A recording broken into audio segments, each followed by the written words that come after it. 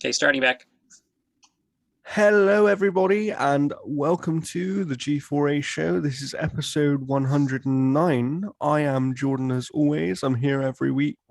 And when I'm not here anymore, we don't have an episode because nobody is kind of permanently backing me It up. all shuts down. But the man to my left, of course, you've seen him a few times now. He's the most regular co host on the show now, and that is Jeff from Analog Stick Gaming. How are you, Jeff? I'm doing quite well, thank you. We've had a pretty big week this week, Jeff. Lots of showcases that we're going to talk about. Obviously, Nintendo did their direct, PlayStation had a state of play, and then Xbox decided to have a small show at Tokyo Game Show where there were a few announcements as well. Yeah, So, I haven't caught up on that one, other so than I think just a few little things.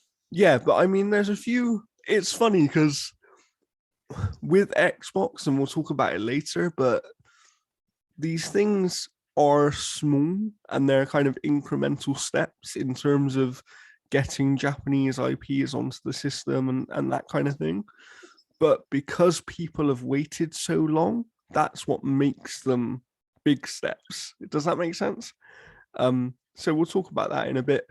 But as always, before we do that, I think we should talk about what we've been playing because I know, and you've obviously spoken about Xenoblade Chronicles 3 on the show before. You put your review out very recently, and hopefully people have gone and read that because it's a great one. But what else have you been playing outside of Xenoblade Chronicles 3 that you can talk about right now? Yeah, I've got two in the chamber right now that I can't discuss about. So right now, one that I've got a review out for right now is Saints Row, and Saints Row is fun. It's very fun. It's just not well made, in regards to, I think, topping what's come before, or even honoring So, what's so this is come what I before, was really. going to ask actually around this game because, as you know, I was quite intrigued by this game, and in many ways, I haven't played it yet, but and I still want to play it weirdly, Hmm. but I think that's because it's filling a gap in the market right now, which is the kind of modern open world, over the top fun type of open world, right? That we Yeah. haven't had for a while. But from everything I hear about this game, the problem is that it's essentially not stepping it up from any of the previous games, and it's just sort of the same thing Yeah, again. like it's really it's really tame, in regards to kind of what it's looking to do. Like it doesn't really have like the big elaborate missions with the music going to it. You get that to a certain point. Like I think twice. Um, but they're not big moments. They're just more of chase scenes and stuff like that. And Okay, that's like interesting. the cast itself is a strange one because in the original Saints games, you got attached to the characters because you were recruiting them. You had your own little missions and stuff, and you got to know them. Here, that entire cast is already a formed friend group. So you don't get that luxury of being introduced to them as the protagonist. You join in and everybody's already friends, everybody already has the jokes, like they That's reference weird. things that you haven't seen, so you don't get attached to them in that respect. And it wasn't until literally like the last couple missions where I'm like, okay, I like these characters, I want to see where this goes, and then credits, and I'm Wow, yeah. like it leaves a so that lot of plot threads hanging, so they my god. so they get you to that point where actually you are finally in, and then the game finishes by the sounds of it. um Yeah, like it's that's a like shame. it is a fun game. It is super fun, but it is definitely not I worth I the full remember price. I remember saying to you prior to launch that the reason I wanted to play it so much, even outside of the review, kind of the general review consensus that it had, which was, yeah, this is an okay game. Do you know what I mean? That seems to be kind of the general consensus is it's okay, but it's not doing anything unique enough or well enough to kind of really be worth the price that they're asking for. Um, But one thing I said to you was that I knew just by looking at it that it would be fun to play. Yeah, And like it and is I think fun. Like the driving's really good. and Like it's got like these like drifting mechanics and stuff that make driving pretty fun. But you only get one camera angle, and it's not a oh wow, great okay. one. But it's got like the thing is like the shooting and stuff took a while for me to get used to. It's got like a snap aim to it, and it took a lot of tinkering with the accessibility settings to make shooting feel fun. Okay. Um, and it's got a load of accessibility settings. Well, Like, that's a good thing at least. yeah, That's I would say it has probably about 90% of what you've seen in like Naughty Dog stuff. nice. That's Like really good to it's hear. substantial. Because I yeah, talking about that, I've obviously over the last couple of weeks now I've been playing The Last of Us Part 1 kind of remake, and I've been looking specifically at the accessibility in that game. Um and I've wrote a piece over on the outerhaven.net talking about how not only is the accessibility amazing, and that is a reason in itself for that game to exist, regardless of what you personally think of the price point. Like, we can debate that stuff all day, but but having a game that is as beloved as this game, accessible to more players that couldn't play it before, even if they wanted to, makes it worth its existence, in my opinion. And actually, I think it opens up the wider conversation. And this is something I mentioned in my piece, is the wider conversation of actually, should we revisit some of these kind of older classics, and should they be remade or remastered, at least in some way, for accessibility purposes? You know, how many games are there that actually are the kind of games where we go, everyone should have the opportunity to play these if they want Mm-hmm. to? And there are so many people that can't play games just for accessibility reasons. And I think that, and I think and hope that The Last of Us Part 1 remake has kind of highlighted that in some manner. I think the issue with the conversation is it's so much about the price point that people are Yeah, it's 90 overlooking. bucks here.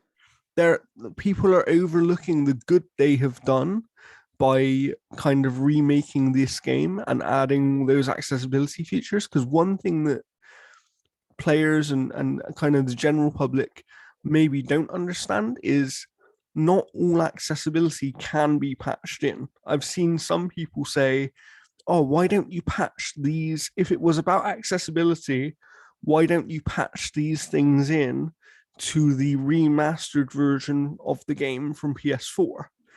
And it's like, yes, some of those features you could have done that, Mm-hmm. but some of them require from the ground up recoding of the game.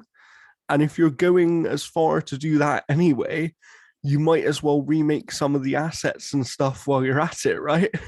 Like, it, it's Yeah, kind of my biggest issue comes with the price.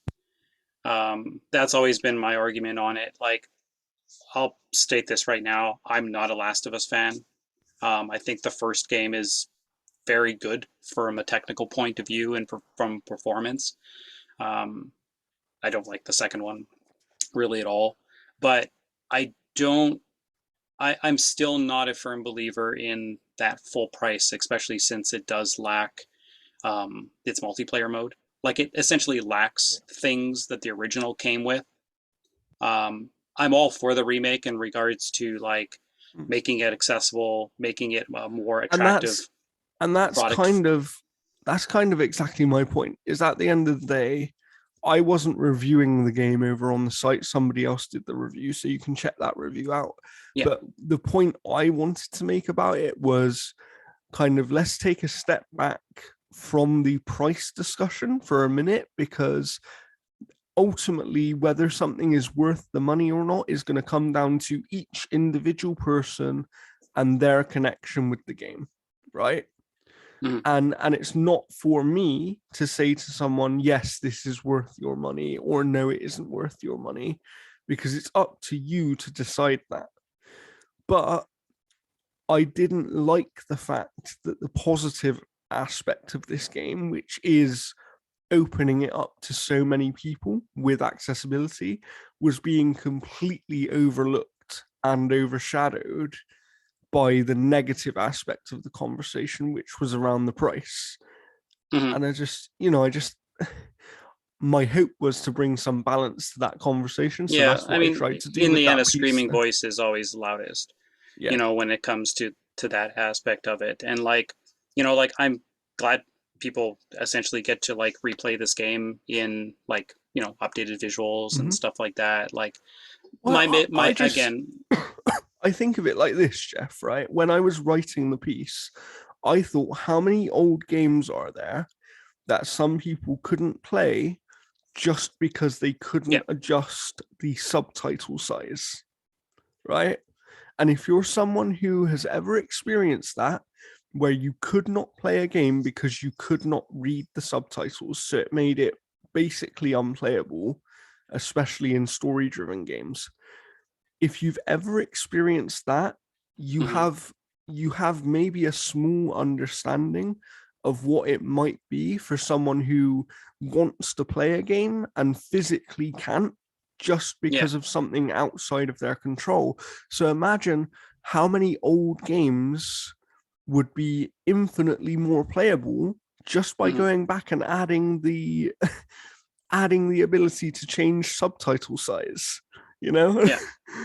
Oh, It's that's crazy. like, and uh, I won't touch on it too much in regards to like my time with Steel Rising, but like I had to completely retool all of my visual settings on my TV Oh wow, okay. so I could just read the notes, because the notes had this like black text with like white Oh god. haze around it, and it's super tiny text. So I had to actually go in and like play around with all of my settings Oh my just to be god. able to read that. That's So like that is a game that has no accessibility settings other than the one thing I'll talk about when I talk about Steel yeah, Rising. that's what I was just going to ask you, because I know that you've also been playing that game, and that's one you've been looking forward to for a long time. Hmm. And it's one that I was looking forward to as well, but I wanted to hear your impressions first. So, how has it been treating you? Yeah, like I've made no secret about it. Spiders is one of my favorite developers, period. And I I have no way of confirming this, but I'm assuming Spiders right now is operating under two teams, one for Greedfall 2 and one for Steel Rising, and then maybe piggybacking on some aspects of it. Be You would assume so, with the way that they're, because they announced Greedfall 2 a little while ago now, right? And it's yeah, like coming. Is four or it five meant to be months ago or coming something. next year or the year after? I'm Something not like sure. that. I'd Uh, have to dig into that um, more. and those, like, Greedfall was quite a sizable game, really. Yeah. So you would assume they're only stepping that up with the second one, and yet they've just released, this big release for them with Still Rising. So how are they going to do that in that amount of time Yeah, without having two teams to some degree? yeah, the one of the reasons why I think there are two teams is because the people, like the humans, and the animations that come with them are not as good as they were in Greedfall. So the people are almost like, my biggest criticism with this game is the people are almost more robotic than the Oh wow, robots that are in the game. Because like there's characters where that's like a they'll bit stare at you, concerning. they'll look over and they'll be like, "Hey," and like they'll do this like robot turn, and it's That's like all. That's almost like a PS2 era. it's weird. Like that's honestly the only part of that game that I can be like, oh, this, you can see the budget right here. Mhm. It feels like a very, very small game, even though its environments are massive and big.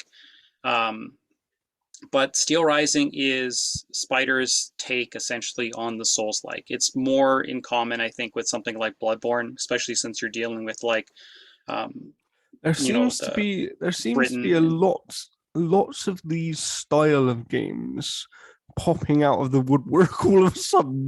Like Yeah, we've got Liza P coming up at some point in the near future. Liza P is the probably the closest to this because it looks like it takes place roughly in the same kind of aesthetic. Hmm. Like the thing that's really cool about Steel Rising is that this takes place in an alternative history of the real world history. So you're dealing with Marie Antoinette and King Henry and like Lafayette and like all these people that Oh wow, actually okay. existed. And like There's like I an don't know if there's alternative any history. yeah, I don't know if there's any original characters in this game. I think they are all like legitimate. I mean, maybe the Clockwork King, but like, yeah, it all takes place in this alternative history of real world history, and you play as like this marionette robotic bodyguard for Marie Antoinette, who is somehow able to like converse and almost have feelings in some ways, and you are set out to essentially discover what's happening in Paris as that whole kingdom essentially is under the rule of King Henry and his like robotic forces, the automats. Okay.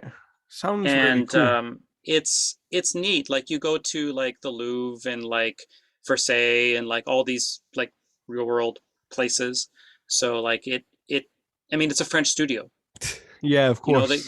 they're essentially playing in their backyard. They don't have to fly halfway across the world to take pictures. They're just like, hey, we're just gonna go out in the back and just like snap some shots of like the Louvre. All right, yeah, okay, we'll be back later.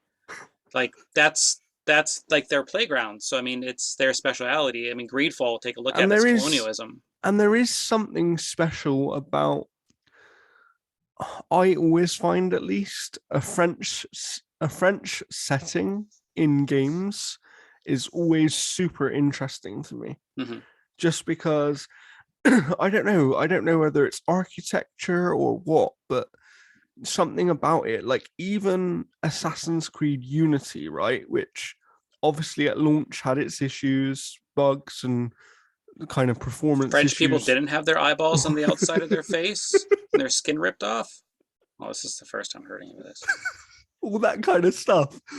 But the actual setting of that game, I think, is one of the best in that series. And it's just something about France. I don't know. It always feels unique. And I think that's because anytime we see a French setting come up, it's during different time periods, but they're actually Well, representing similar places that area of the sometimes. world has history with a Mm-hmm. lot of its like buildings and its culture. Whereas you take a look at like the United States and whatnot, all that stuff's modern by vast comparisons. So like you have those buildings like you know like the environments here are like they're old classic buildings and all that same architecture with like the maze like environments where you have areas blocked off and whatnot and then you wheel around and there's a door that leads to a previous area. Like it's got all the staples of the Souls like. It's got like these areas that you can sit down in a chair and then like essentially upgrade your stuff and it respawns enemies and like it's got all So it's got all the the Souls things like. you'd expect.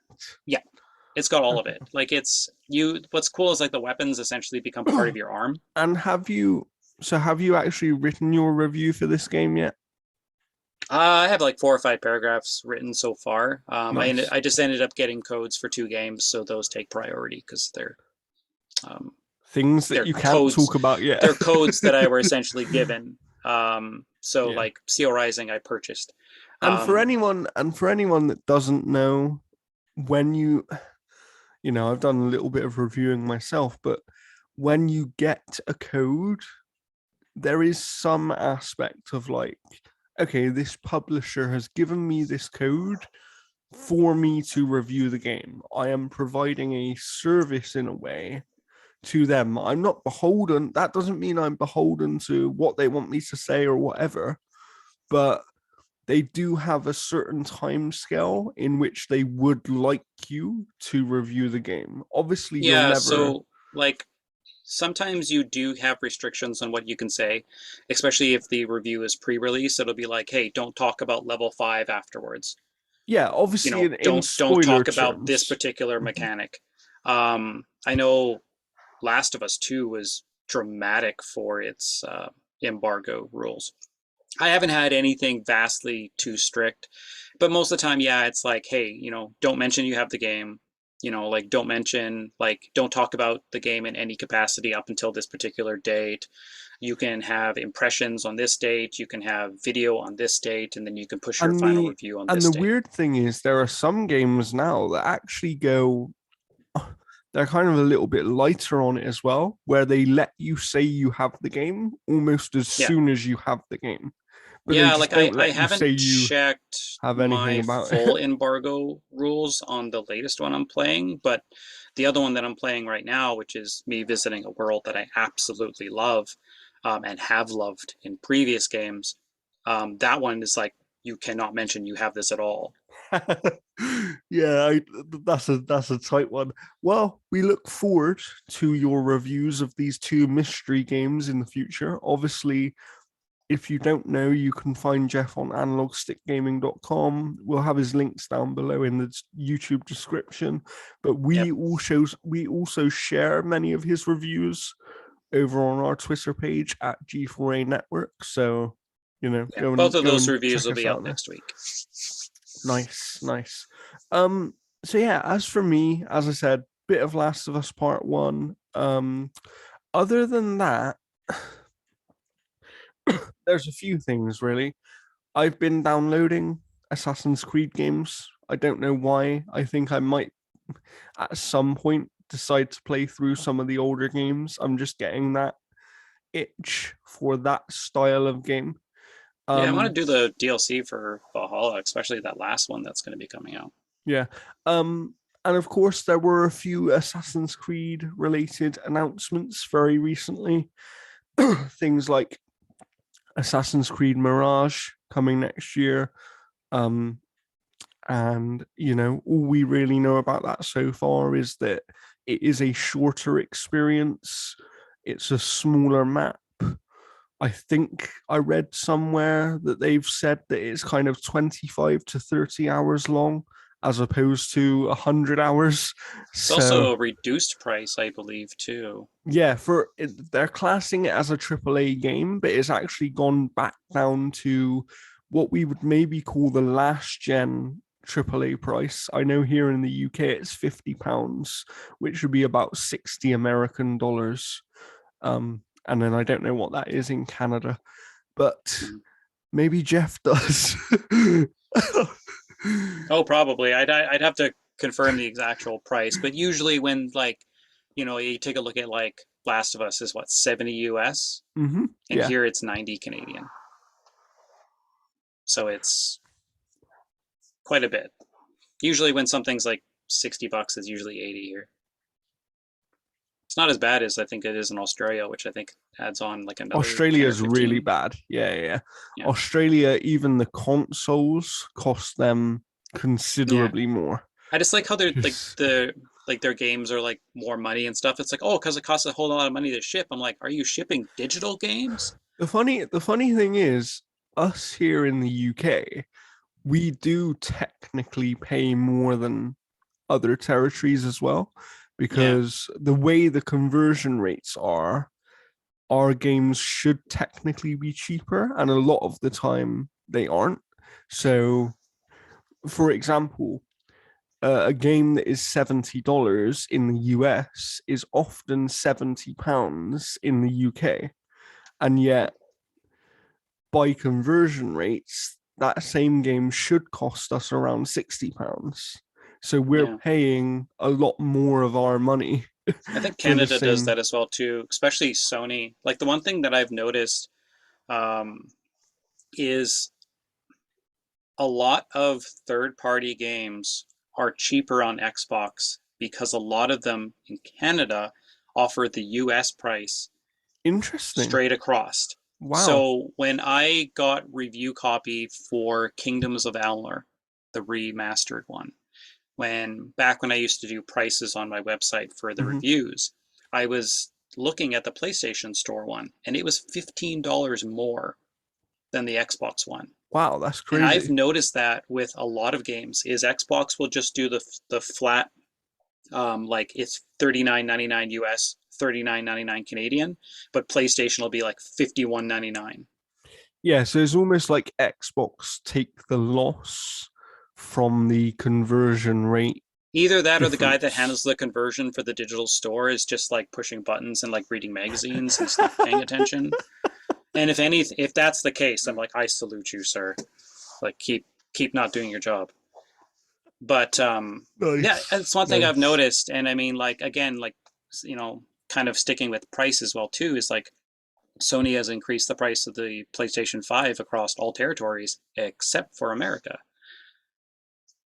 Like that is bizarre. And like Microsoft and Nintendo have both commented that How they have I no mean, plans I mean the to do price that. increase is bizarre in the sense that it's not completely across the board. I think if it Yeah. was completely across the And the board, system's cheaper to manufacture now too. yeah, like it is a bizarre one.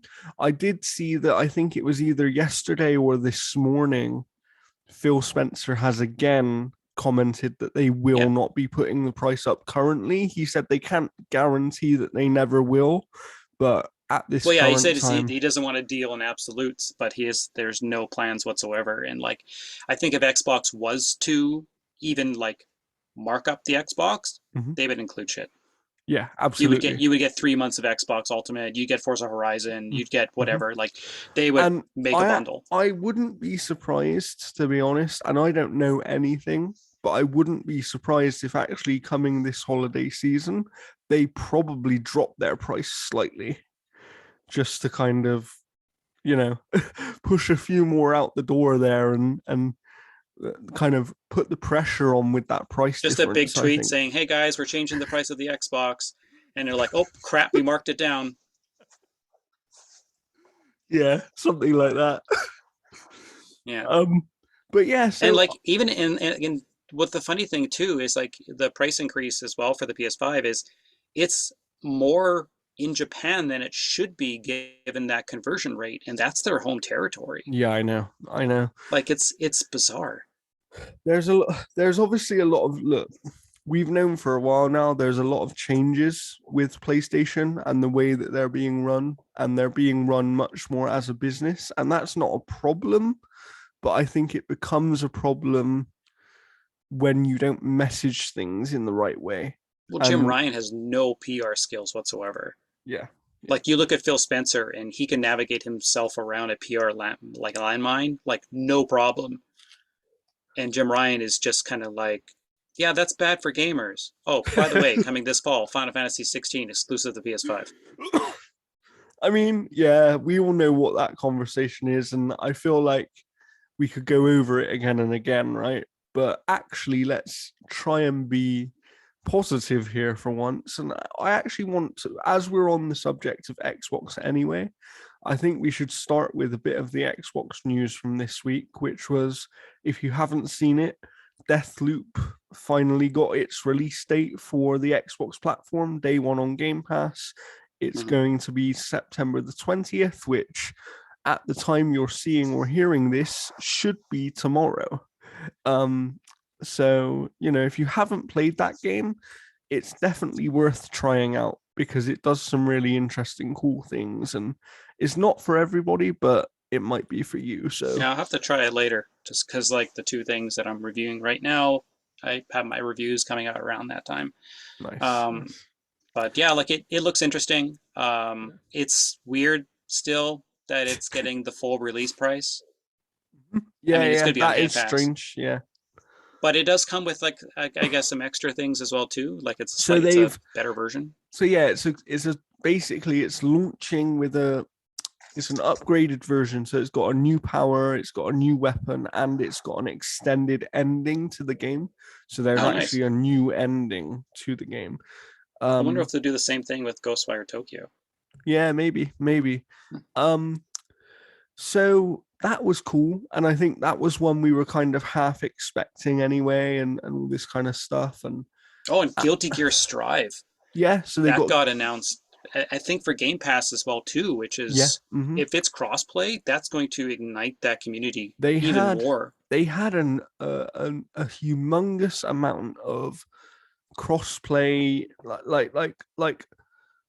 you know, there's in that community, there's been a conversation around crossplay for a Yeah, long time, and that's what they want. So hopefully, with bringing it to Xbox finally, they can do that, and then, like you said, just give that community so much more to kind of talk about and get on with, I think for because fighting games you need crossplay because you need to be yeah, able to find matches online for people that want that absolutely, experience. absolutely.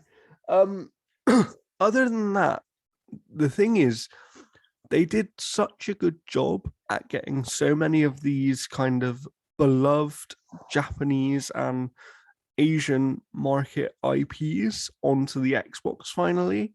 And the weird thing is, I saw a few people sort of saying, but why is this a big deal? So, for example, one game that I downloaded, Nino Kuni, the first one, um, you know, released yesterday on Xbox for the first time on Mm-hmm. Game Pass.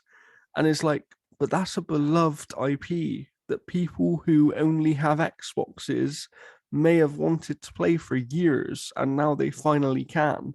That's why it's a big deal. And Yeah, yes, and that's why there was some conversation around how, they did this show at Tokyo Game Show, but really this show was actually more kind of Xbox pointing to the West and saying, here you go.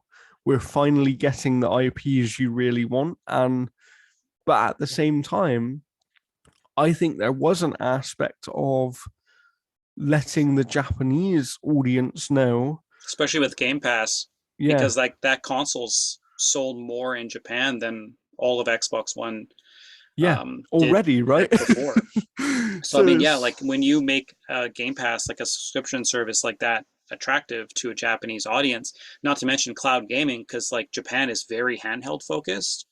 So like, that is a massive market to hit. And when all the Game Pass stuff is cloud based and yeah. you have them essentially like clipping controllers and phones and And stuff the and thing playing is, on put it subways and all put that it stuff, this it's way as massive. well. The thing is, going back to Deathloop for a minute, Deathloop finally coming to Xbox is a massive announcement for Xbox. And they decided to make that announcement on a Tokyo game show in Japan, facing towards the Japanese audience. Yeah, And how many that's one of Japanese the audiences biggest, know who Arcane is? precisely. And it's like, so they're not only these things go both ways. Yes, you need to break into that market, you need games for that market that interest that market. Yeah. But you also need to bring games to that market that they haven't had before. And I know that Deathloop, yes, was available on PlayStation, etc. But how many people, even in Japan, who have Xboxes will now play it because it's on Game Pass? And that goes back to what you're saying about the power of Game Pass to open up Japan for them when you combine it, especially with their cloud gaming stuff. Like, they have, I'm not saying they're ever going to be massive in Japan because I just don't think that's ever going to happen for Xbox. But I'm sorry, that's the clock chiming if you can hear it. But it's it's one of those things where they're just, I don't know, like, it feels like they're on the cusp of breaking in there and having an actual audience that cares about Xbox. Mm-hmm. And up to this point in Japan, they've never had that before. And that's why they've missed out on Japanese IPs on their platform, because you can go and ask developers. There are developers in Japan who don't release on Xbox just because they think their games won't be successful because there's Yeah, and not enough. if you do the Game Pass route and you're like, hey, yeah, well, listen, we'll give you $300,000 to release your game on Game Pass, and then suddenly you have that game available to a ton of people on a subscription. Like, Yeah. I wouldn't be a bit surprised over the next year we get 20 or 30 Japanese games that would have never released on Xbox.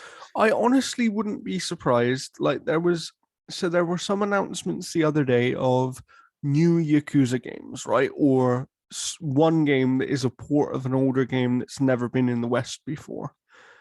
But they're obviously now calling that franchise Like a Dragon, which is weird. Yeah, Which that is is a, weird. I mean, it's weird and it's not weird because the name of the series has always been Like a Dragon.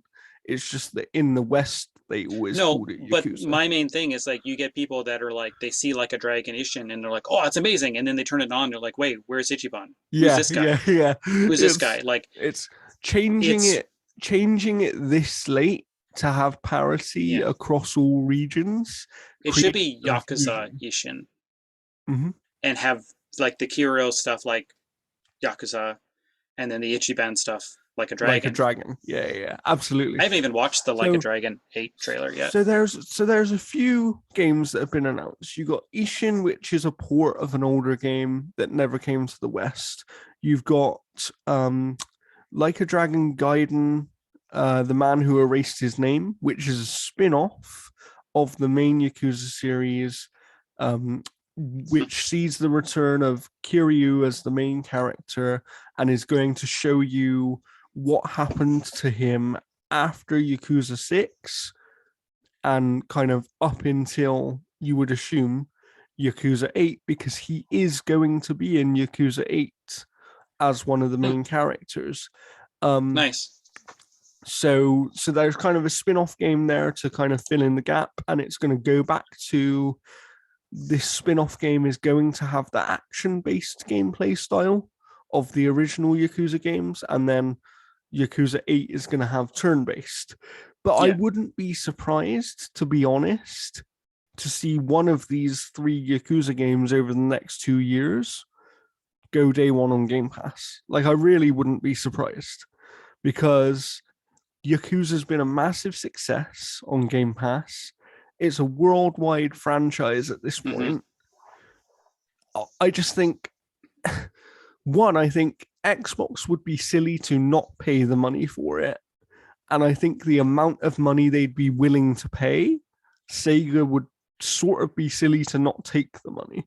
Like, they Yeah, really, unless like Sony does some type of contract thing like with Village where they're like, yeah, you can't put this on Game you Pass. can't do this. Yeah, yeah, that's true. So, But it's nice to see them trying to break into Japan and offer more from Japan as well to the rest of the world on their platform, right? Because mm-hmm. yes, you can say as much as you like, oh, people who wanted to play these games would have played them already.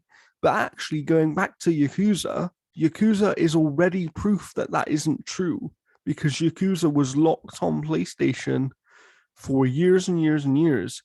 Mm-hmm. And I know literally tens of people just in my personal group that have played it for the first time since it's been available on Xbox and Game Pass. So, there is more of an audience for these games out there. And I think Oh, for more, sure. more developers are seeing that. But Xbox need to go further with it because it needs to not be, oh, we're getting games 3 years later. And yes, that's still cool because we're still getting them, but we need to get to the point where Mm-hmm. we're getting the majority of games the same day. And maybe even, God forbid, maybe Xbox do have a couple of Japanese exclusive titles. Why And not? the thing that as well too is like when you have something like Yakuza, the success of it on Game Pass has shown Sega that hey, when these games come out day and date on PlayStation, let's put them on Xbox as well. So we're not just getting everything late, we're getting things as a testing bed of whether or not we're going to get stuff on time. And I think that's the thing we're seeing at the moment is we're seeing franchises come to Xbox after other franchises prove that there's an audience there who like that kind of game. Like I never thought we would get Ni no Kuni on Xbox ever. Yeah. I thought that was just not ever going to happen. And not only are we getting Ni no Kuni, but next year we're going to get Ni no Kuni 2. and then who knows when there's another Nino Kuni in the future, maybe Oh, we that get that mobile game one. with NFTs. I'm good without it, man. Maybe we get another game that is released on the same day, right? And that kind of Hmm. stuff is good for everybody. So, good on Xbox. It was a good show in Japan. Like not much to really talk about in the way of like surprises, but a Hmm. few important announcements, like you said, Guilty Gear Yeah, because like, Strive. a lot of the stuff that's coming out via that PlayStation State of Play, which we'll talk about here, is on Xbox as well. Yeah, absolutely. There is one other thing, and this is obviously a multi-platform game, but has been tied to Xbox through marketing and stuff. That Wolong Fallen Dynasty, which is coming out in January, actually has a demo that at time of recording has released today and is available until the 25th of September. Nice, I want to play So that. download that and play it. You'll have a few more days at time of seeing this episode to do that. So it's available on PlayStation. I believe it's also available on PC and Xbox as well. So Nice. download that and check it out. But yeah, let's move on to PlayStation next Sure. because they did But I a got state loaded of up. play. And I said before, so state of play and Nintendo Direct happened on the same day. And before either of these shows happened, I said to my friends, I thought it was brave of PlayStation to do a state of play on the same day as a Nintendo Direct because everyone was expecting this to be a big direct. And to PlayStation's credit, they did a state of play and it wasn't bad. So what did they have there, Jeff? I know you got a little list Yeah. over. So we'll kind of shoot it through here. So Tekken 8. So we had a tease at the fighting game championship stuff that happened a little bit ago with Evo. But we only ever saw a face. We didn't see a logo or anything. So Tekken 8 is real. They showed some footage from the still in development story mode. Everyone assumed that that was some type of like CG trailer, but that was in-game footage from Yeah, the it was story in mode. engine, right? It was in Yeah, engine in real time. So yeah, that is close to what the gameplay should look like.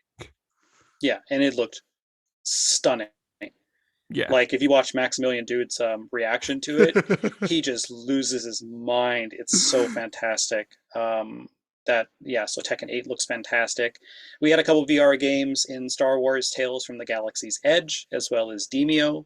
Like they show off some of the PlayStation 2 VR stuff. I don't think these are titles that are going to be showpieces for its tech, Of course. but I think they're still going to be fun. We also had, yeah, so like a Dragon Ishin. So that's going to be available for pretty much everything, which looks fantastic. Hogwarts Legacy showed off some of the DLC that's This exclusive to the and this PlayStation was, console. which does suck because this stuff they showed was cool. Like it Yeah, was yeah, and I don't know, with this game, it's weird because tonally it seems confused to me. Like 1 minute it's all bright and yeah. happy. I've seen like four trailers for it. I'm like, are these four different games? Because I don't see any cohesion between any of it. So I don't know. I'm excited for it. I love the studio that is making this game, so it should be fine. Yeah, yeah. Pacific Drive was kind of like a driving title in like a Hmm. post-apocalyptic version of the Pacific Northwest, which looked all right. PlayStation Stars, what a confusing trailer. It's like we're going to show you things gamers love. Here's a render Yeah. of Ape Escape. Okay, well what do I do with it? What do I Yeah, I do with know. this render of Ape They didn't Escape? actually tell anyone really anything, right? No. And they didn't tell anyone the most important thing, which is by earning points in PlayStation Stars, you will earn credit in the store. Like, Yeah. So it's PlayStation's version of Xbox Rewards. yeah, Except you don't have to use Bing.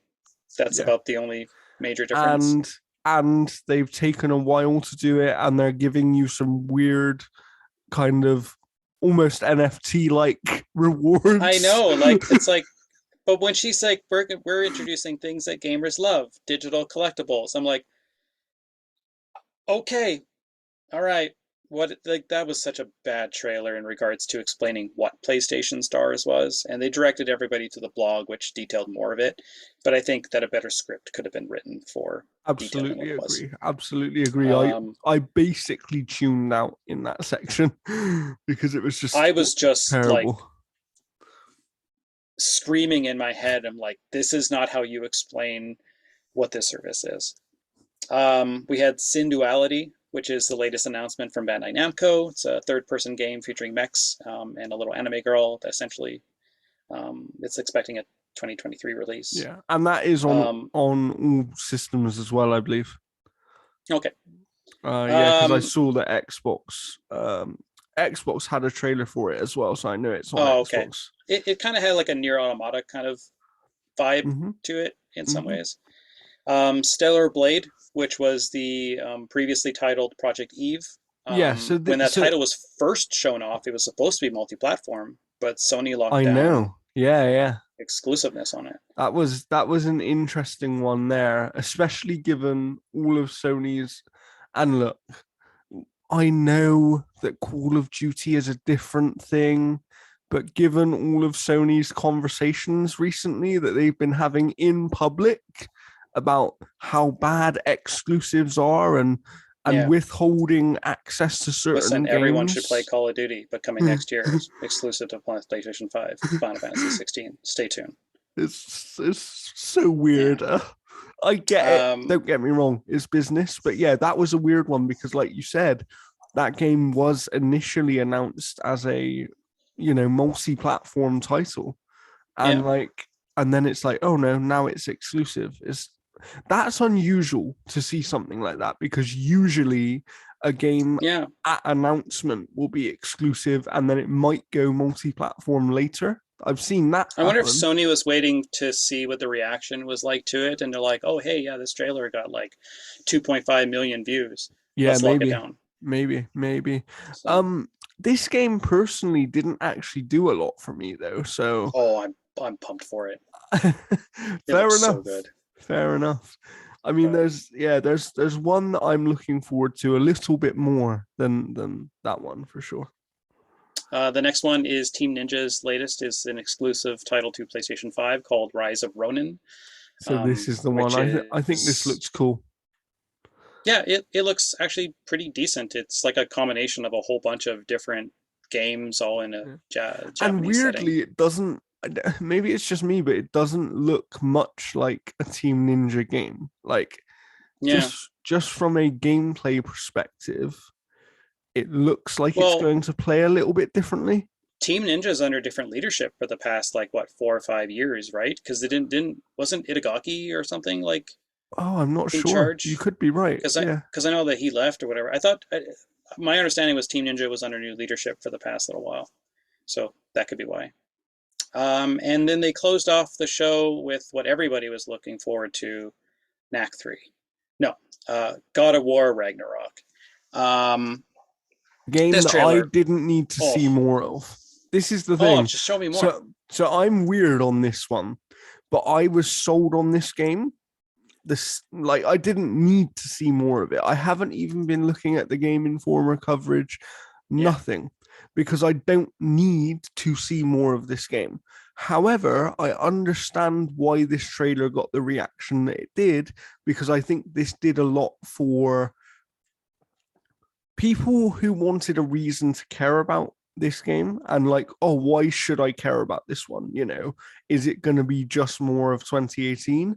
This trailer reminded them the reason you should care is the story because that's what really matters. I want to know what that game looks like on PS4, whether or not the one camera shot is still a thing, whether or not it's going to be a thing on PS4 because of how the rendering and like Mm-hmm. how like the pipeline of streaming, all that stuff works. But no, it was a fantastic trailer. Like I Yeah, love the last one, I don't but dispute that at all. Like it was a great trailer. It was just I don't know, this whole show for me from PlayStation just felt like games that I either didn't really care about that much or games that I've already seen enough of and I didn't need to see again. For example, I didn't need to see Hogwarts Legacy, right? Yeah. I didn't Well, I need to the see. reason why I think we saw it though is because when PlayStation locks down all of that exclusive content or whatever, they lock down the marketing rights. So they say, okay, listen, over the course of this next year, we will have, you know, two showcases, which we will have that stuff featured. So it's all part of the contract stuff. It's not anything to do with like this game's coming out, this blah blah blah. It's no, And it's that's they're tied to those marketing things. and that's the one thing about PlayStation, which to their credit in terms of supporting the developers, um, when they lock down some sort of marketing deal for any game, they go heavy on it. Like even all of that marketing on Deathloop, Even I Life of know Black Tiger. I know for a fact, right? The marketing on Deathloop was them. Like the developers didn't want to show it that much. It was PlayStation who wanted to keep putting it out there. Well, the developer is usually the last person to be able to like get their demands met. Essentially, like Absolutely. it's publishers and third parties and all that kind of stuff. Where it's like, yeah, no, we're it's even the same with like movie stuff. There's directors that have been like, I did not want to show that in the trailer. Yeah. Yeah. You know, like one that comes to mind for especially was like Hancock, where Mhm. they're like, wait, you're going to show the biggest reveal in the trailer? Why? Yeah. Why would you do that? Like, you're going to put them on the poster in this? I'm like, why? But yeah, it's weird. But Yeah. yeah, like Yeah. Sony's show for me was fine. I mean, I Mhm. saw lots of stuff that I That wanted to. that's kind of where I am on it. I don't think anything I saw was bad. That's not what I'm trying to say. I don't think Yeah, anything I saw was bad. I actually think everything I saw was good to great. But it's just that some of it I didn't need to see, and some of it is things that while I can look at them and say, yeah, they look great because I know what a good game looks like, it doesn't mean those games are for me, right? And mm. that was kind of how I felt with this show, which was surprising because I usually get more out of Sony's shows than most other shows just because of the type of gamer that I am. And then on the other hand, we had Nintendo doing their direct. And they showed off 900 games, and you know And how I know that? I had to put all the trailers on this page, and and there's 900. and I honestly have never wanted to buy more games coming to Switch in my life. Like there are so many games here that look cool that Mm-hmm. just there was a very like people joke about the amount of kind of farming games and JRPGs and whatever else, but there was a varied amount of games here. Like they had They know their Bayonetta market. 3. They they of course finally showed The Legend of Zelda and it had a somewhat appropriate title. I don't know. I don't know. Oh God, you want to see some people laugh. The giant bomb reaction. They're like, "Whoa, dude, did they call it Tears of the Kingdom because the kingdom is literally in tears?" Like, my God. uh, Like they should have like honestly, they should have revealed that title a yeah, while ago yeah, I because agree. like their whole story was, oh, it'll reveal parts of the story. And again, is it Tears of the Kingdom or Tears of the Kingdom? That's true. Which one is it? So I'm not too sure. I think Yeah. it says Tears. I think the narrator says Tears. But yeah, we'll jump in here. I'm not going to cover everything because there's 40 some releases. Yeah. So we finally got a look at Fire Emblem Engage, which has apparently been 100% complete for like the last like 4 to 5 months. This is the first time ever that a Fire Emblem game that I've seen where I'm like, yeah, I want to play this. I've never played a Fire Emblem game. Yeah, And they're fun. I don't play them with permadeath though. and That's one thing I've for never done. some reason this one just spoke to me and I don't know why. Like Yeah, like I'm excited for it. I'm not thrilled that a lot of its discussion is built around the fact of summoning old heroes. Um, because like I like new casts to kind of speak on their own. And yeah, of like course. if they bring Tharja and Camilla back, then all is forgiven. But how many times do I need to see Marth? Um, Fire Emblem Engage looks fantastic. It's bright, it's colorful, it looks just stunning, and I'm pretty sure we're going to get a direct in the next like couple months that's going to have a release date and all that kind of stuff. Hmm. Um, just because they did that with Xenoblade, and Xenoblade sold like crazy. Yeah, Um, true, true. so this Uh, Nintendo's sitting on those games.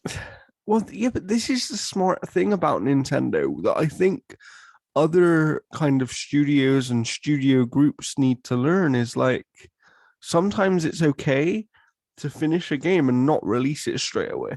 Like you can just sit on releases until the time is right. Like that I think that you know, we've seen games before get rushed out of the door because and don't get me wrong, the way that some companies work, I understand that at a certain point they have to release these games Yeah, because they are burning so much money that if they don't release the games, they risk going under, right? Like some of these companies, that is the case. But for some of the bigger companies, like your Ubisofts or your, EAs or anybody else really, like they can afford to hold games. They can afford to develop them, polish them up, and I don't just know if hold them. Ubisoft can, because their release calendar for the past like 12 months has been not a lot. That's true, but look at every 12 months other than that, right? Yeah, It's one of those things where if they had held a couple of those games from previous years, would they be having a problem this year right now? yeah, Probably not. like that's Nintendo. It's kind of like, hey, how many games do we have got done? Like, oh, we have 7. I'm like, all right. Like, it's just bizarre. Like, like the it shows a lot of confidence as well too, because Xenoblade Chronicles had their release date pushed earlier Mhm. because the game was done. Yeah, Like, and that's it's the thing. phenomenal. It allows a level of flexibility in their release schedule that nobody else in the world has. Right? Look at Xbox and look at what happens when games have to be delayed. The best thing they can do, which isn't bad, is pull up a few smaller titles that they've had studios working on, things like Pentiment, right? Hmm. Which could be an amazing, amazing game, but it's not a AAA game. Does that make No, sense? And and I just think that if studios got into the habit of, okay, let's save one of our games a year instead of releasing 4 games in a year, you kind of just build up yourself a nice little backlog which allows you something for a rainy day. And for certain types of game that doesn't work. But for example, if I was to go to any of the other studios, I don't know why this one came up first, but can you imagine if Double Fine just make a Psychonauts 3, right?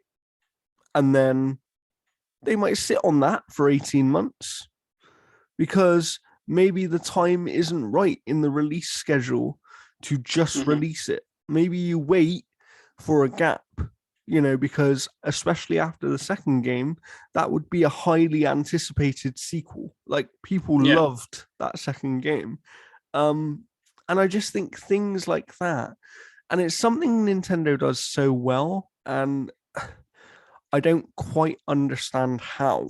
I don't know whether it's because they know their audience so well, so they always know exactly what they're making, and therefore they make their games more efficiently, or I don't really know what it is. But if they can do it, everybody else can, right? Because yeah. the thing with Nintendo is, yes, they have a lot of resources, but they don't have the most resources in the industry. So if they can do it, many other companies can do it. Oh, for sure. All right, so we'll burn through some of these here. So Octopath Traveler 2, This one which I'm looks excited about. identical to the first one, I, really. I am excited though, just because I loved that first game, but I am extremely disappointed that it looks like it's not coming to Xbox. Well, Which I was looking at that and I was like, I wonder if PlayStation stepped in and say, hey, listen, you can have it come to Xbox, but you can't say it's coming to Xbox for some time. Because they did that with another game, Yeah, and I there was can't another remember. game people thought was exclusive, right? And Yeah, right at the and then last minute, they were like, "Oh yeah, oh, it is coming to." it was Street Fighter 6. They couldn't announce it was coming to Xbox for like 3 days. Oh yes, yeah, you're right. Yeah, So it's possible. I that mean, is who possible, knows? but it's just the reason that one in particular was a weird situation to me is because the first game was never on PlayStation. Like, Yeah, still hasn't even released on PlayStation. So why would you bring, unless PlayStation are paying a lot of money for you to keep it off of Xbox it's specifically? probably part of their Final Fantasy 16 deal, like their Final Fantasy deal, where they're with Square saying, listen, Yeah. we'll handle all the marketing, all this, blah, blah, blah, blah, blah. We want exclusive rights on this game, and this game as well. Yeah, maybe, maybe. I mean, it's just such a shame though, because it's like Octopath found quite a big market on Xbox, especially Yeah. being on Game Pass, that first game. That is a shame that so many people won't be able to play the second game just because it looks like it's not going to be on the platform, I at think it'll least come. for a It's probably while, just a right? delay. It's probably Yeah, just like a timed release of, but yeah. yeah, for sure. So, what else did they have? Because they had a lot. Yeah. So Pikmin 4, they only showed off like just a couple screenshots and like a fancy new shirt. Um, and they talked about Pikmin Bloom as well, but I'm not too crazy about Nintendo's mobile stuff. Mm-hmm, So yeah, Legend of Zelda: Tears of the Kingdom showed Link kind of jumping through the sky and doing a bunch of Link things like Breath of the Wild. mm-hmm. It looks fantastic. I mean, again, I think we're probably going to get a direct for that. I'm gonna guess probably sometime in April, probably sometime in like January or I was February. going to say January or February. We'll get a Yeah. full blown direct. I'll Will tell it'll you show what, a ton though. of I'll stuff. tell you what, though. This game means that the other big games next year will be trying to avoid May now, if they can. Watch them. Yeah, yeah, like oh, and like it comes out on my birthday, so you Nice, know, nice. Nintendo knows what's up. All right, so a whole bunch of tiny little releases here. So Mm-hmm. It Takes Two is coming to Switch. It definitely looks like it's not going to be as graphically intensive. Yeah, I noticed That that trailer was immediately. rough. Yeah. Fatal Frame, Mask of the Lunar Eclipse is finally making its way over here to North America. Xenoblade Chronicles 3 is getting some DLC in the form of a new character who has their own like series of quests and stuff. So I mean, I have that expansion pass, so I'm definitely going to be taking part of that in November. SpongeBob SquarePants is getting his first brand new game adventure in very long time, So I The Cosmic couldn't figure Shake. out. It's weird because when they were showing this, I couldn't figure out whether it was a brand new game or not. I was so Yeah, from what I've confused. seen, it's brand new. But again, too, like THQ is kind of like, listen, this is the budget you have to remake this one. The next one, you're going to have almost the exact same budget. Because to me, THQ Nordic is a double A developer that Yeah, works within triple A licenses. that's what I was going to say. It's a weird one because that's what Embracer Group have done, really, right? Is apart from maybe a few select developers at the top now that they will have to give a AAA budget to, Yeah. um, they've essentially assembled what we would consider AAA IP in many ways, but they're Mm-hmm. making AA games out of those, which in a Yeah. way is a smart thing because you can make more games by doing Well, that. didn't they say they had like 200 games in development? Yeah, across all their Like studios. they're not a triple A publisher when you're pushing that much volume. No, no. Um, but we had Tunic going to be hitting the Switch. Which is nice. I Um, would love more people to play that game. So yeah, I tried to feels get like into it. I gotta give it some more time, I think. But the yeah, Switch feels like a very good platform for it, just because the handheld nature and everything. yeah. Um, yeah, We that's also good. had fitness boxing, Fist of the North Star. Oh, I saw this. At first I thought it was going to be the Fist of the North Star game that's on PS4, Yeah, um, which is like a I don't know, kind of like almost like a Yakuza game, but with Fist of the North Star, but it's a fitness boxing game. So that's gonna be hilarious. Nintendo love Oddballers, weird stuff like that on their platform, right? They yeah, they just do weird we had things. this like weird kind of multiplayer dodgeball looking thing called Oddballers. I actually We had thought that the looked all right, you know. I thought that looked like it could be a fun time with some friends. Yeah, it when I saw it, it reminded me of this game that I played at PAX, and I can't for the life of me remember what it was, but it came and it went, and no one played it. Stick And bold. no, I think Oddballers is going to follow that same fate of being a game that releases and just doesn't find that big of an audience. That would be unfortunate. Front Mission is getting its remakes, Yeah. so So those look I've never fantastic. played these, but they looked cool. Like I'm Yeah, it's intrigued. never been my like tile-based games have never really been my jam, Fair but enough. Fair enough. And Story then of Season. Oh, they had about 50 farming games. So let's just get some of those we're gonna out the get way. into them. Yeah. So you got Story of Seasons, A Wonderful Life. So Story of Seasons is the other Harvest Moon because there was like legal Oh, issues with the okay. names. Okay. So Story of Seasons, A Wonderful Life. I got them split up here. We'll come back to the farming. So we'll take a little bit of farming break. If we need a farming Split. break, trust me. We do. We're already at one.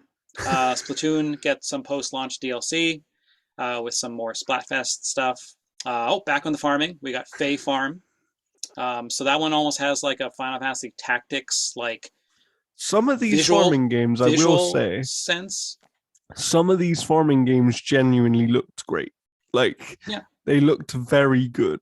So as much as we joke about them because there was a lot of them, it doesn't mean they look bad, you know. It's they looked good. There were yeah. so many they sort of blend together. Oh, there's just tons. Theatrhythm, Final Fantasy. So that's I'm guessing that's a re-release, like a version of the previous one, but with new content. I don't know if it's a whole new one. Okay. That I'm not too sure. I never played them. Mario plus Rabbids got Sparks of Hope, got a brand new trailer showing a boss battle. They also show that Rayman is coming to the game in DLC. Mm-hmm. So that one looks fantastic. Again, it's an Ubisoft made game under the watchful eye of Yeah. Nintendo. So I And mean, like the they're thing about that one as well is like I remember with the first game, people were really sort of surprised, right? It was like, oh, Nintendo letting Ubisoft Mario hold a use gun. Mario and letting him do these things and it ended up being an amazing game, so much so Yeah, that actually it's one of the few franchises probably where Ubisoft have this kind of they have a lot of faith from the community for that game of like we know you can do this because you've done it before. yeah, So and it looks people are fantastic. excited for this It game. looks even better than the first one. Yeah, absolutely. So we had Rune Factory 3 Special. We also had a bunch of Nintendo 64 games coming to Nintendo Switch Online. So it's Mario Party 1, 2, and 3, GoldenEye, Excitebike, 1080 Snowboarding, Pilot Wings, Pokemon Stadium, and Pokemon Stadium 2. GoldenEye is going to have online play. However, the online play is still split screen. So you will see your opponent's screen at the bottom. It isn't a full screen in multiplayer. So it is just like playing co-op multiplayer on a TV. This is what people's confusion was because obviously GoldenEye, what people don't quite understand is this the version that the Switch is getting is the N64 version of the Yeah, game running through the Switch Online emulator, which is why it has online multiplayer because that emulator has online multiplayer built yeah. into. It does like almost like what Parsec does, where it has both people running the game, but they're running the same instance really of the game Yeah, because yeah. it's got that split So screen. you're not really playing online.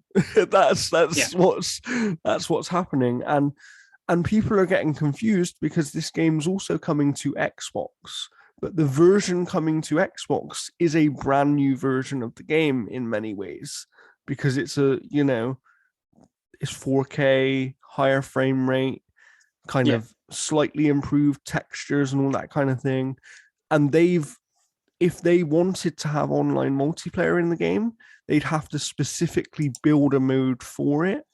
And they've decided not to do that. That's why there's limited in terms of local co-op only, local couch play only for multiplayer.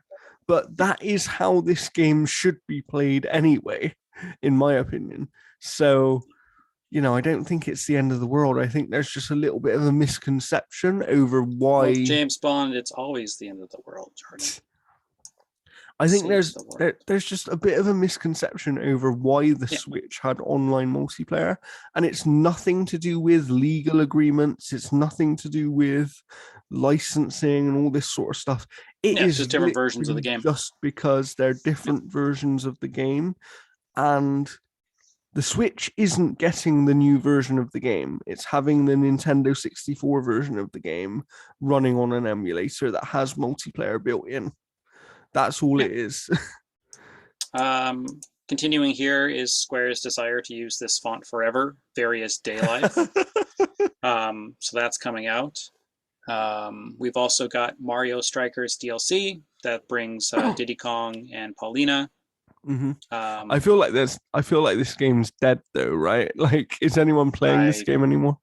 I already traded my copy in. I was done with it. It's fine. Like I don't think it's offensive. I think it's great for what it does, but the longevity of this game is just I don't think there Non-existent. anymore. Yeah, it's Yeah. non-existent. It sucks because the studio that tackled this has wanted to do this for a while, but I don't know. Yeah. So we have another game out called LB, or maybe it's Pound. I have no idea, I don't know. but it's this like looking like sort of like indie looking horror game. We got Factorio, where you build a bunch of factories. Altier, Riza, 3, the Alchemist, have the end and the secret key. What a title I for have that no one. idea what you just said. I'm Um, not gonna yeah, lie. like I've tried the Altier games before. I never really got into them, so Okay. I don't know. So Depending on who the basically, the publisher is. moral of this story is Nintendo had a hell of a lot of games. Go and check out Jeff's article over on the site where he seems to have put every single one of them on Here, I'll rip through them by name. So we got Mario Kart, Booster Wave 3, Switchport updates, adding golf, Just Dance. We have Harvestella. There's a demo out for that now. Bayonetta 3 is honestly going to be a 10 out of 10. Just buy it. If you just buy it. Master Detective Archives Raincode, which looks like an interesting like Danganronpa kind of style game. Resident Evil Village is coming to cloud. Sifu is coming to Switch, although it definitely looks like it's on Switch. Yeah. Endless Dungeon. We have Crisis Core, Final Fantasy VII Reunion. That's coming to Switch. Yeah. Strangely, Although I'm I will not be graphically. playing that on Switch. Oh no! I'll be playing that on Xbox, where Final Fantasy should live. Tales of Symphonia remaster, which 29 frames per second. I don't know what they were thinking there. Life is Strange Arcadia Bay Collection, which if you haven't played the Life is Strange games, the first one is stunning. Romancing Saga Mistral Song. Couldn't find a trailer. It's like this game doesn't exist. Okay, Lego interesting. Brick Tales, Disney Speedrun. We had Fall Guys, Kirby's Return to Dreamland Deluxe, and that was the direct. Nice, nice. So basically, Nintendo decided to put it all out on the table for once, which they don't often do. And It for was like me, 40 minutes or something. yeah. And for me, it genuinely was one of their best directs. Like, I think it was very, very strong. I think, yeah, we can laugh as much as we like about the kind of 10 farming games or whatever it was they had and Yeah.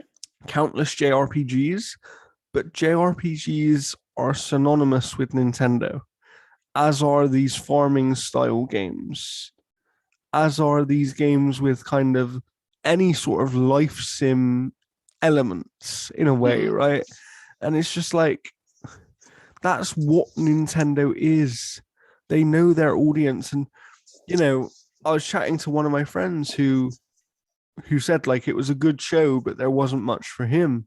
And one of the things we were discussing is like, but Nintendo isn't really for him anymore. He's kind of outgrown, in a way, he's outgrown what Nintendo offers, right? Like he's moved on to different styles of games. Yeah. and Nintendo have never really changed what they've offered. Like if you look back through Nintendo's history, they've always offered the same types of games, even if the franchise name has changed.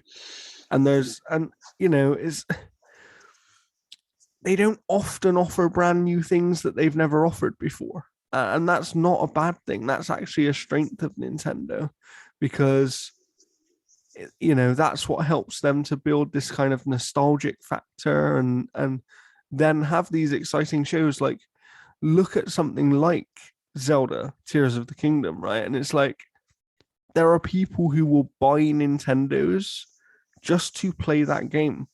Like there's not many other platforms, if any, where people will buy a platform for one specific game. Usually Yeah. it takes more than that. Usually people are willing to miss out on one game if it means they have to buy a platform. Yeah, and you take a look at even like Sony with like their offering is a lot of people right now are like, well, I'm not going to buy a PlayStation. I'm just going to wait the year and get it on PC because you get a lot of those games Mhm. coming to PC now. Absolutely, and you don't get that with Nintendo. So, if you're Well, I an mean, technically, yeah, but yeah, yeah, yeah. not Um, officially. um, but yeah, if you're a Nintendo fan, this seems like one of the greatest times to be a Nintendo fan. And if you're a PlayStation fan, they're not doing too bad either. And if you're an Xbox fan, they're finally catching up in Japan in terms of offering IPs over there. So good for all of us right now, I think. And we should be pretty happy with the kind of news that we've had this week and all that sort of stuff. I do want to close off by talking about one big news story outside of conferences. Um, and it does relate to Xbox, but I think it's worth talking about because of the franchise that it relates to. And that is Bonnie Ross, former head of studio at 343 Industries, has essentially retired, right? She's That walking for up. some medical Yeah, things with her family. there's a family medical reason. And so she's essentially retiring and walking away from the studio immediately. And they've actually changed the studio's leadership structure after her leaving. So nobody's taken her job.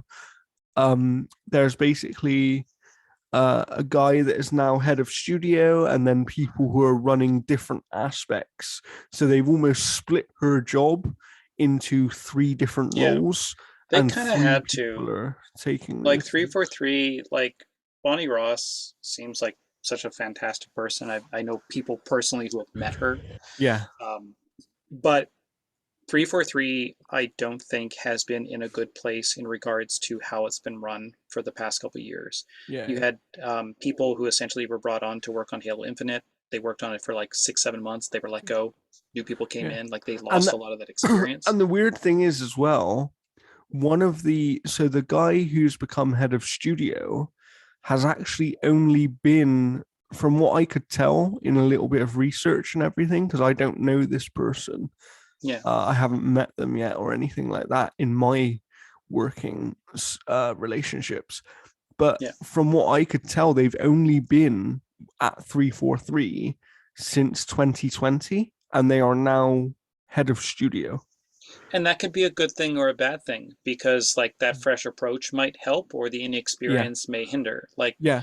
So, yeah, and from what I can gather, and I forget the man's name, so please forgive me on that. Maybe Jeff can find it with a quick Google. I think he's in one of the articles there, but he has worked at Pierre other Hints.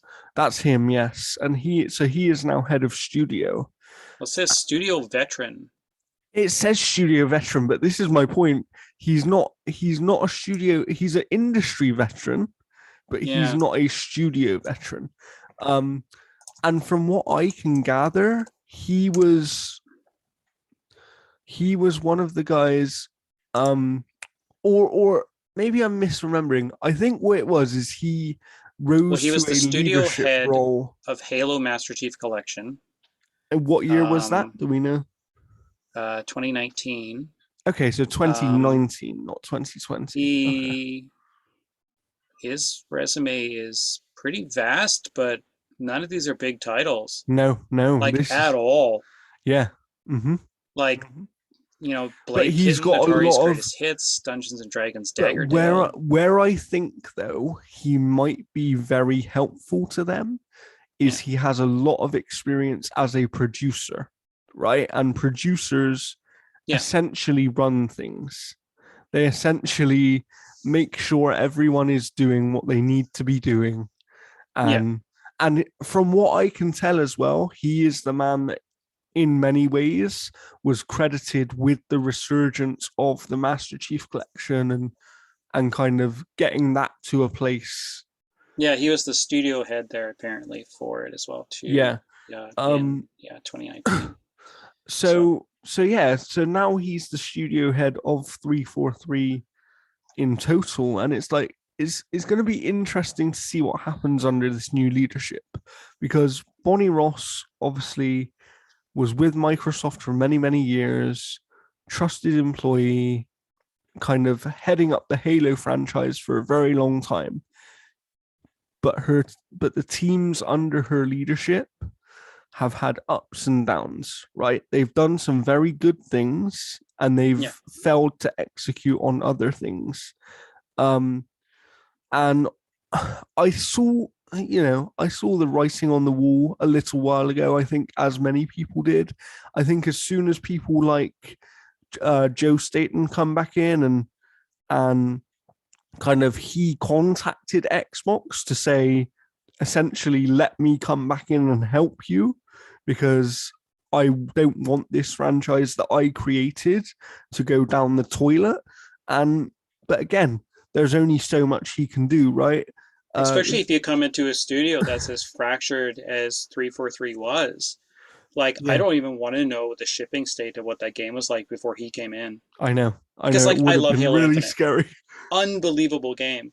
But in regards to We know the for a steps fact that they've from made over the past year. we know for a fact from many developers there who've gone on record and said that he specifically made a huge difference because he cut a lot of stuff that they were Yeah. that they were struggling to work on.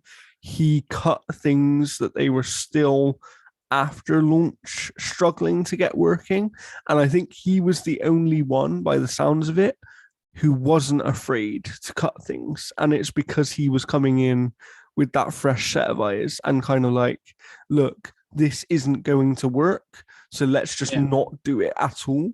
Um, and it's going to be exciting in a way now to see, can this new leadership reinvigorate? Staten is part of that. Like, yes, he's not leading the whole studio, but he is going to be leading the development effort of the actual Yeah. game itself. um and I know that he's been out there kind of quietly hiring some of his old pals as well. Some of his other Halo veterans Yeah. are kind of coming back into the fold. And uh, they kind of need to, because like that game is in such a place where the content that is there, the feel of the game is fantastic. yeah. People just want more content Why so I to think keep them there. I was watching and listening to Colin Moriarty's podcast the other day, Sacred Symbols, and Chris on there was talking about Halo, and he was talking about how if it wasn't for how good Halo feels to play, the game would already be dead. But it feels Mm-hmm. so strong to play, and it's so good to play Yeah, like that all they're lacking is the content. You get the content right, and the I think game when has a Forge massive comes out, resurgence. that's going to be massive when Forge comes out. Mm-hmm. But like the things that I think are super frustrating, and I think like the biggest black eye that they have right now is going back on the promise of split screen co-op. That was I something agree. that they specifically said, this will have it, we promise. It is a staple of the series. And the fact that people can go in and glitch the game into making that co-op work split screen Mm-hmm.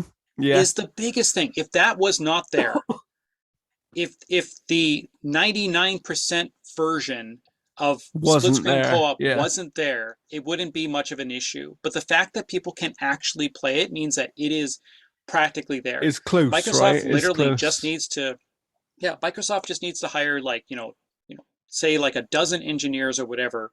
And And again, get it to my work. Yeah, my oblivious nature of game development and all that kind of stuff, they just need to get a small team in there and say, listen, for the next 3 months, yeah, just make this playable. yeah, And if yeah. it's like, hey, we can't get split screen co-op working great on Xbox One, scrap it for Xbox One, make it a Series X and S exclusive Hmm. feature, and just Yeah, make I those SKUs agree. separate, because you don't want the past console's architecture ruining a mode and that's that people and are that's part desperate of the for. reason, as horrible as it is to say, because I know what they wanted to do with Infinite, and I actually think what they wanted to do with the live service stuff, which included campaign live service things as Yeah. well, was actually really exciting and really could have worked Oh, they've had got they a great product there, but that the fracturing of that team is absolutely. just, And that's why I think that right now, maybe with the change of leadership at the studio and everything like that, it to a certain extent, I keep thinking to myself, maybe it is just best at some point to cut your losses. Maybe you kind of get to the point where you release Forge, and then after that, maybe all you do is a new battle pass every few months. Do you know what I mean? And you let yeah. the community sustain the game for as long as they want to sustain it through what See, they create. and I think what they need to do, especially for that stuff, is like Forge is going to be massive. Yeah. Like people don't understand. Forge is going to be massive, And it's going to be and literally game changing. it is. It definitely is. It's going to create so much content. But I think what they need to do is they need to do a brand new map every 3 months, Mm-hmm. a revisited classic map at the other end of that as well. So like Yeah. maybe say you go like, you go every 3 months or whatever, say, yeah, say like every 4 months is a brand new map, but every 2 months is a classic map. So Yeah. you would have classic, then a new one, classic, then a new one, and just build it that way. Mm-hmm. And then they need to figure out the progression stuff. Yeah. They need to keep people playing, so they need to figure out how they're going to handle their season pass stuff. And I think they need to do it in more And you of know a what? I think those rewards feel worthwhile. the one bright spot is that their gameplay is so strong. Oh Because yeah, as we it's so good to play. it's kind do you know what it reminds me of in many ways? And you may not have played this game, but Rainbow Six Siege Yeah. struggled at launch and struggled for probably a year to 2 years after launch, Mm-hmm. where it didn't have the content to support the great gameplay systems of the game that people Yeah. loved. And then once they started to add more and more content on a very regular basis, the game really turned around and it Oh became yeah. like a massive I think we're eight success. months away from Halo Infinite having that in some ways, and it sucks that it's taken so long. that But we I, also I have, think the biggest disappointment is, imagine if they had just had the guts to delay the game again, right? Imagine if they had I had the guts I don't to. think it was that. I think there were licensing deals that forced them. I mean, there might have Yeah. been, and that makes a different situation, of course. But in a case, if there was a case where they could have delayed it, imagine if they would have delayed it by 12 months. Do you know what I mean? Imagine if it was coming out this November. And yes, it may still not have been coming out in a perfect state in terms of Yeah. content and stuff, but you could have had a lot more stuff. You could have launched with Forge. You could have launched with campaign co op in the online Yeah. capacity. Like, And that would have given people so much more to do that it would have allowed you that time to create that new content. mhm. Yeah, You like just, I want to see what Certain Affinity is working on because they were brought on to work on something Halo Mhm, related. So that'll for be sure. interesting. And I know like a lot of people are like, oh well, let's give 343 a chance to make Halo Infinite right. I'm like, well, the thing is, like, and the argument is, and I don't agree 100% with it because every game is different, especially when you're working with a whole new engine. But 343 also had like what the last 10 years of Halo Yeah. games to kind of cut their teeth on it. Hmm. Hmm. And the But thing is, 343, you know, have done very good elements of Halo games. They've been they've done very well at certain things in oh, I've Halo enjoyed them. games. Like I've loved the campaigns, but I'm easy to please when it comes to And they Halo. just I wonder if, and I don't know anything when it comes to Halo, but I do wonder if there might be a situation at some point where someone at leadership at Xbox turns around and says, yeah, let's let another team have a try at this just to see, even if it doesn't work, or even if we let them do a spin-off of some kind, Oh yeah, while like once while Activision goes 343 through. while 343 are regrouping, right? Can you imagine, for example, Treyarch when they own Activision and you I'd just go, rather see Raven.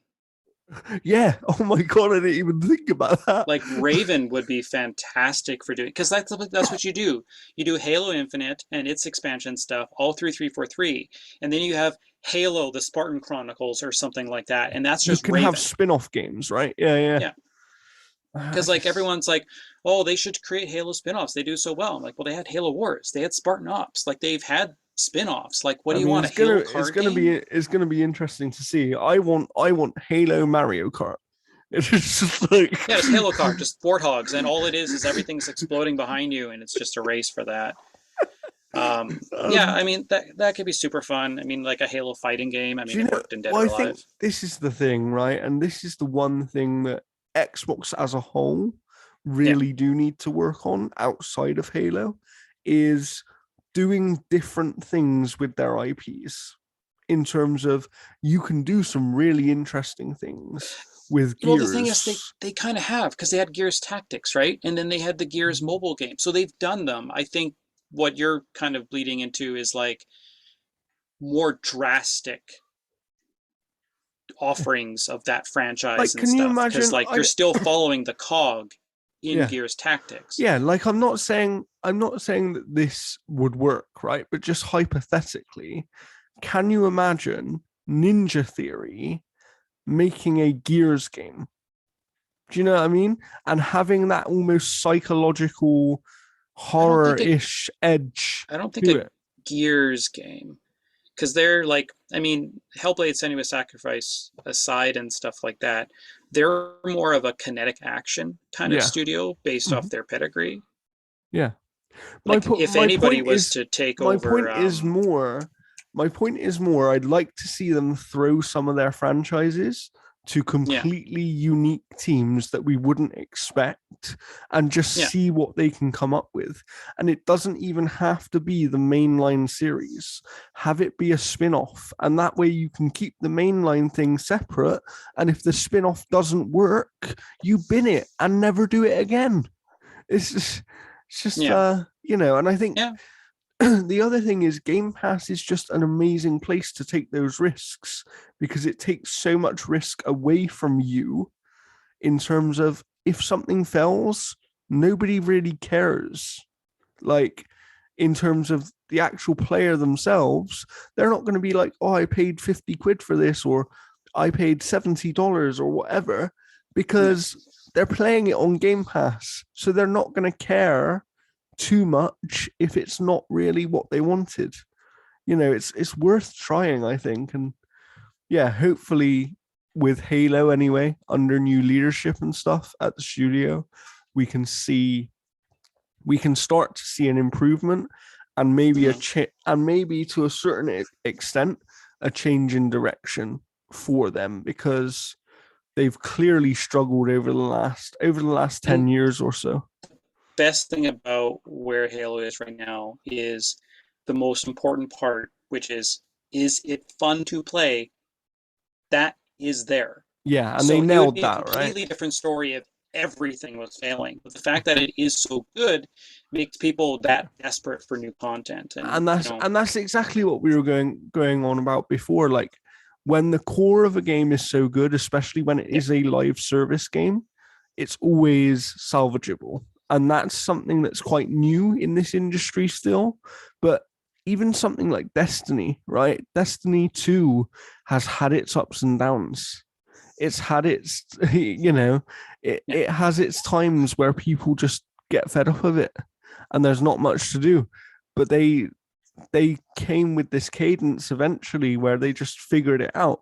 And hopefully Halo and the Halo team can kind of figure that out, mm-hmm. because if they can, in gameplay terms, there's a really fun game there. Like I never wasn't enjoying playing Halo. I stopped playing Halo because I felt like I experienced everything it had to offer. The second I haven't experienced something that is on offer there, I will be back, like without doubt. So yeah, but I still think we should say thank you to Bonnie Ross and kind of Oh like, yeah. she's she hasn't had the easiest job in the world to do all the things she's had to do over the last 15 years or so. Um and yeah, it's maybe, yes, maybe it was time for change, but that doesn't mean everything she did was bad. So let's not kind of shit on her or anything like Well, that's the that. thing about it is like, no game is made by essentially one person.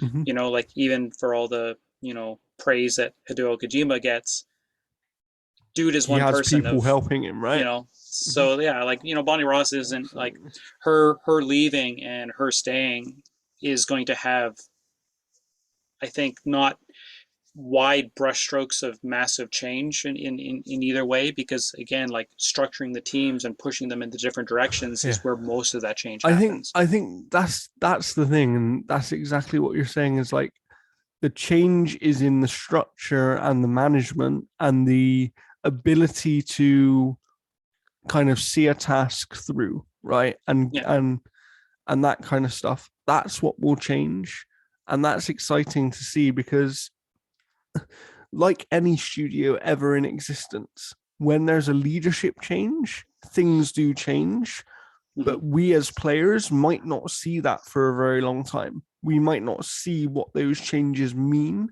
for a very long time. But the weird thing is, a long time in gaming isn't that long because things move fast. So let's wait and see.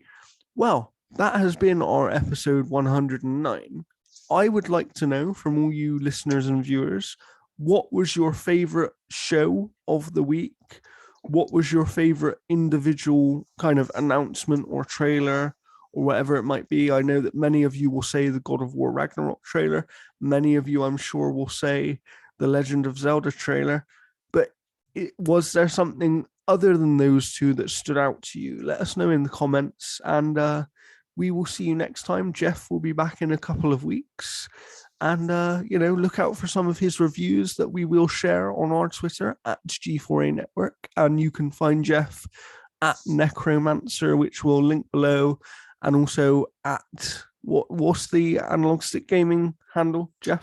Due to Twitter's inability to let me have every character, it's at analog stk gaming.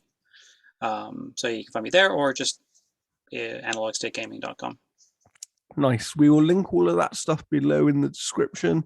Go and check Jeff's site out because this guy doesn't stop on reviews. Like, I made a little joke when we were sharing one of his reviews the other day, but he genuinely doesn't stop. Like, I shared one review and 10 minutes later, another review was up. So, Yeah. you know. Well, when you put aside a social life, you'd be surprised what you can get written. Well, there's your bit of Jeff advice for you. Don't have social life, just keep writing. See you next time. Goodbye.